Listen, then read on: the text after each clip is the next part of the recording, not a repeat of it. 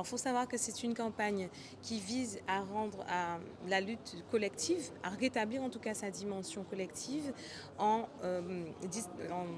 distribuant en fait des produits rodenticides à moindre coût aux producteurs. Donc ça revient quand même à des produits qui sont 10 fois moins chers que le prix du marché, fort du financement du conseil départemental à raison de 700 000 euros pour cette campagne. On a des dégâts qui sont vraiment conséquents puisque nous sommes entre 5% à 25% de pertes sur le rendement. Ça représente plusieurs millions d'euros par filière. Et surtout aussi, on a un problème de santé publique puisque les rongeurs nuisibles sont des vecteurs principaux de la maladie qu'on appelle la leptospirose, qui est une affection grave qui peut s'avérer mortelle et qui touche en particulier notre population agricole. Pour cette campagne, ce qu'on a prévu aussi, c'est vraiment une réflexion sur la substance active qui allait être utilisée, parce qu'on a l'historique en fait des traitements qui ont été employés en Guadeloupe.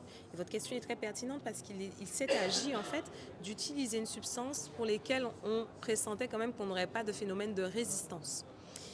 Donc ça c'est déjà la première chose. Ensuite, on a introduit au sein de cette campagne un outil un peu innovant, puisque, en tout cas en milieu agricole, puisque nous avons introduit donc les boîtes d'abattage sécurisées, qui sont des boîtes plastiques qui permettent de disposer des blocs, de contrôler la consommation, de remettre du poison si nécessaire et qui évitent justement les phénomènes de résistance génétique du rat transmissibles à la descendance.